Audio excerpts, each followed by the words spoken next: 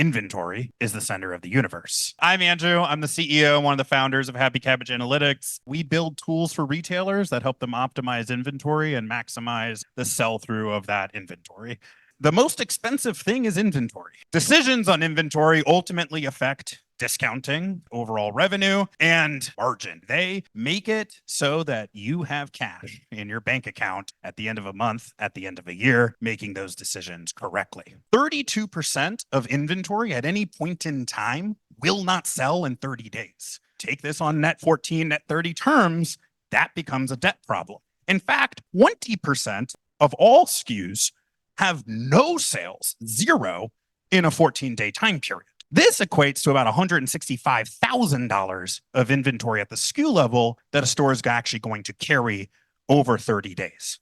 But when you look at this even closer, there's a weird dichotomy where, yes, I have 51 days of inventory, but on average, for a store to make its sales over a 14-day time period, it needs to acquire 3 more days of inventory that actually physically moves fast to make sales for 14 days. Said another way, if I start a 2-week period with my current inventory and I don't add new stock, my sales will actually go down about 25% because I don't have SKUs that actually have demand within my inventory. When you actually look at this overall, what you start to notice is that I'm basically carrying this dead SKU weight month to month to month, week to week to week. Retailers brought in $3 billion of dead inventory into 2024.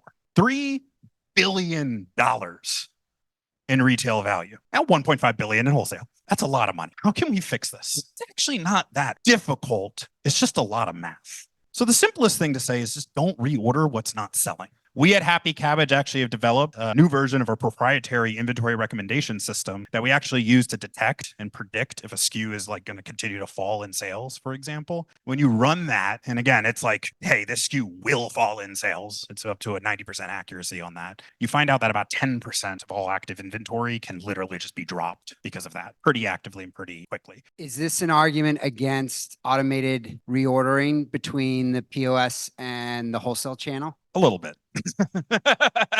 If the ordering process is based on when a case runs out, reorder it. If you're not factoring in the demand component of that, what you're just doing is carrying the dead weight over month to month. It would work if the actual demand level is brought in, which means distributors have to accept the fact that it might be a smaller order next month. And so that's an incentives thing. Are they willing to take that incentive versus constantly restocking and then working on the marketing side to push that inventory through?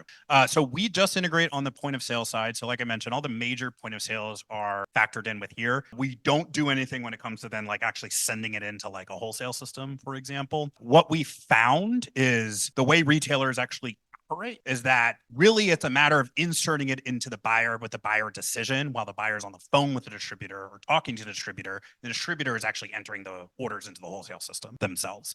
So what we're really focused on is the change management and the behavioral management aspect of the job of the human, and then layering on top of that automation. So thank you. Short, sweet, to the point.